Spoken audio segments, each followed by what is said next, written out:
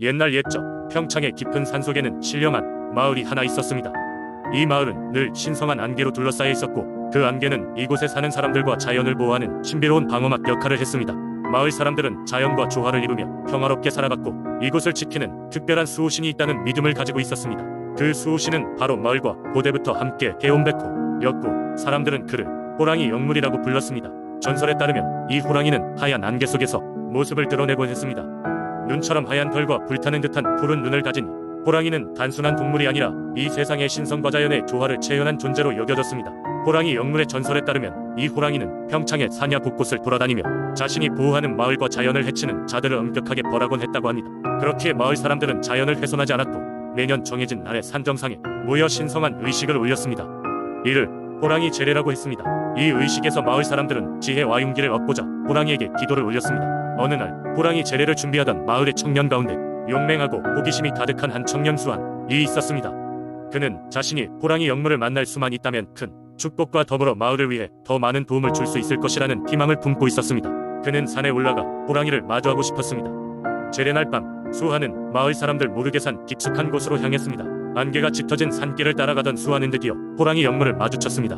그 순간 그의 머릿속에는 마을 어르신들이 들려주었던 모든 전설과 이야기가 한순간에 스쳐 지나갔습니다. 호랑이 영물은 인간의 말을 알아듣는 듯 수환과 교감을 시도했습니다. 수환의 용기를 본 호랑이 영물은 매우 기뻐하며 그에게 마을을 더 잘 이끌 수 있는 지혜와 자연을 보호할 수 있는 힘을 주었습니다. 수환은 그 자리에서 호랑이에게 감사히 인사를 드리고 마을로 돌아왔습니다. 이후 수환은 마을 사람들에게 자신이 겪은 일을 전했고 그 이야기는 평창 전역에 퍼져나갔습니다. 사람들은 수환을 더욱 존경했고 호랑이 영물이 그들의 수호신이자 친구임을 확신하게 되었습니다. 이렇게 평창의 신령한 마을과 호랑이 영물의 이야기는 세대를 거쳐 전해졌고 지금까지도 사람들은 자연을 소중히 여기고 겸손한 마음으로 산과 들을 대하며 살아가고 있습니다. 호랑이 영물이 존재한다는 믿음은 사람들에게 자연의 소중함과 조화 속에서 살아가는 법을 가르쳐주는 교훈이 되었습니다. 두 번째 이야기, 옛날 옛적 서산 바닷가에 작은 어촌 마을이 있었습니다. 이 마을 사람들은 매일 아침 일찍부터 어둠이 깔릴 때까지 바다로 나가 고기를 잡으며 생계를 이어갔습니다.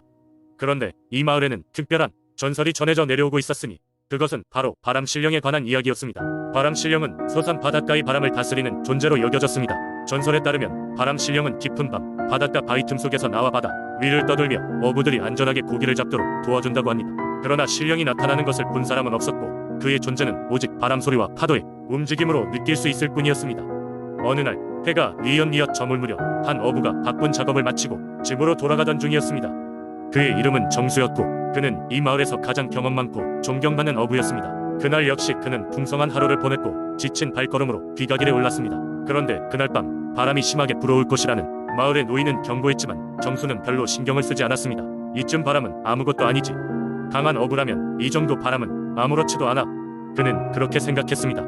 하지만 그의 마음속 어디에선 다막연한 불안감이 파고들었습니다. 그렇게 집으로 가던 도중 정수는 뭔가 이상함을 느꼈습니다. 바람이 그 어느 때보다도 세차게 부는 것이었고 파도의 소리 역시 무섭도록 요란했습니다. 그 순간 정수는 오래전부터 전해져 내려오던 바람신령의 이야기가 떠올랐습니다. 바람이 아무래도 심상치 않다는 생각에 정수는 바닷가로 향하기로 결정했습니다. 바닷가에 도착하자 그는 파도가 거칠게 몰려오는 것을 보았습니다. 하지만 놀랍게도 그 순간부터 바람이 점점 잔잔해지더니 푸른 빛을 띤 형체가 그의 앞에 나타났습니다. 그것은 바로 바람신령이었습니다. 신령은 부드러운 목소리로 이렇게 말했습니다. 용감한 어부여, 너의 용기와 인내심을 보았다. 내가 두려움을 떨치고 바다를 지키려 한 그 마음을 내가 보았다. 정수는 놀라움과 경이로움에 말문이 막혔습니다. 신령은 그의 손에 반짝이는 조개 껍질을 건네주며 덧붙였습니다. 이 조개 껍질은 너에게 행운을 가져다 줄 것이며 뱃사람들이 안전한 바다로 나아가게 도울 것이다. 정수는 머리 숙여 신령에게 감사를 표했고 이후로 그는 바다에서 언제나 무사히 돌아왔다고 합니다. 정수가 전에 받은 조개 껍질은 마을 사람들 사이에선 행운의 탈리스만으로 여겨졌고 신령의 이야기는 더욱 깊이 새겨졌습니다. 이후로도 많은 세월이 흘렀지만 서산 마을 사람들은 언제나 바람신령을 기억하며 바다와 자연에 대한 경외심을 잊지 않았다고 합니다. 마을 사람들의 이야기에 따르면 지금도 어두운 밤 바람이 심하게 부는 날이면 어딘가에서 바람신령의 부드러운 목소리가 들려온다고 합니다. 세 번째 이야기, 옛날 해가 서서히 저물어가는 시각이면 군산 바다에서는 매일같이 일이 벌어지곤 했다.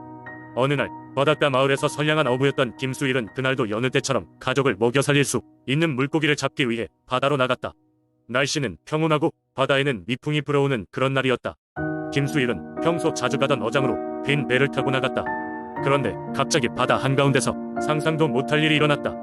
서서히 일렁이던 파도가 갑자기 거세지더니 검푸른 물결이 그의 배를 집어 삼킬 듯 덮쳐왔다. 당황한 김수일은 배를 틀어 가까운 육지를 향하려 했지만 파도는 점점 거세지기만 했다. 마치 거대한 손이 바다 아래서 그를 잡아 끌어당기는 것처럼 느껴졌다. 그 순간 김수일은 자신의 목숨이 끝장났다고 생각했다. 이윽고 그는 애타게 하늘을 향해 기도를 드리기 시작했다. 바다의 신이시여, 저를 구원해 주십시오. 제가 저지른 죄가 있다면 용서해 주시고 이 풍랑에서 벗어날 수 있게 해주십시오. 김수일의 간절한 기도가 바다 깊숙이 다다랐을까. 그 순간 파도가 잠잠해지더니 눈부신 빛과 함께 아름다운 여인이 나타났다. 그녀는 바다의 여신 해명 부인이었다. 해명 부인은 울부짖으며 도움을 청하는 인간의 목소리를 듣고 그의 앞에 모습을 드러낸 것이었다. 그녀는 이내 부드럽게 미소 지으며 김수일에게 다가갔다. 겁낼 것 없다. 나는 이 바다의 영혼인 해명 부인이다. 너의 간절함을 보았다. 이제부터 너와 너의 가족을 수호하리라. 김수일은 해명 부인의 아름답고도 은은한 목소리에 놀라움을 금치 못했다. 그의 가슴은 고마움으로 벅차올랐다. 해명 부인은 바다의 기운을 조절하여 파도를 가라앉히고 풍랑을 잠재웠다. 이제 군산 바다의 주민들은 해명 부인의 존재를 알게 되었으며 그녀를 마을의 수호신으로 여겨 감사의 제사를 드리기 시작했다. 그녀 덕분에 김수일은 무사히 가족의 품으로 돌아갔고 그 이후로도 마을 주민들과 후손들이 해명 부인을 기리며 무사한 일과 풍어를 기원하게 되었다. 시간이 흐르면서 해명 부인의 이야기는 군산 지역의 전설로 남게 되었고 그녀의 신비로운 모습과 자비로운 행위는 여전히 많은 사람들에게 전해지고 있다. 군산의 바다는 언제나 그녀의 지켜보는 눈길 아래 평온을 유지하고 바닷길을 떠나는 모든 이의 안전과 번영을 위해 해명 부인은 오늘도 어딘가에서 조용히 웃으며 그들을 지켜준다. 네 번째 이야기.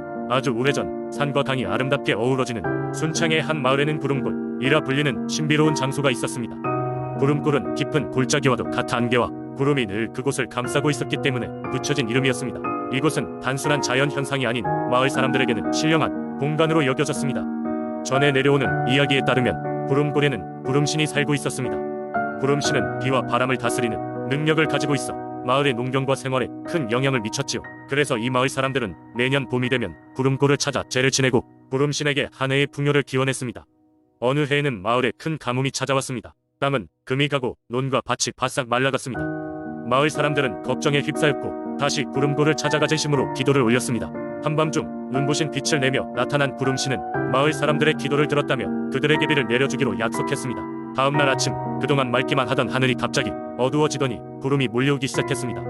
그리고 고지어 시원한 빗줄기가 대지를 적셨습니다. 마을 사람들은 감사의 표시로 더욱 정성을 다해 제사를 지냈고 그 해의 농사는 대풍을 맞게 되었습니다.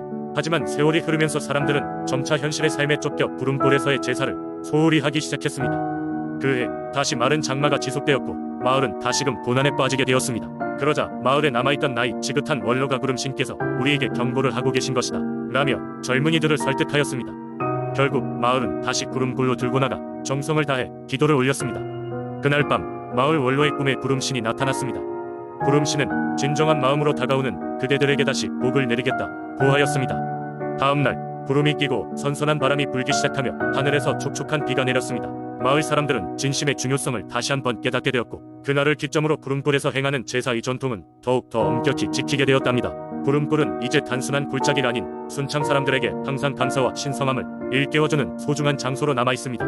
그리고 이 이야기는 오늘날까지도 전해져 내려오며 사람들에게 마음의 구름을 다스리고 진실한 마음으로 자연과 교감할 것을 가르쳐주고 있습니다.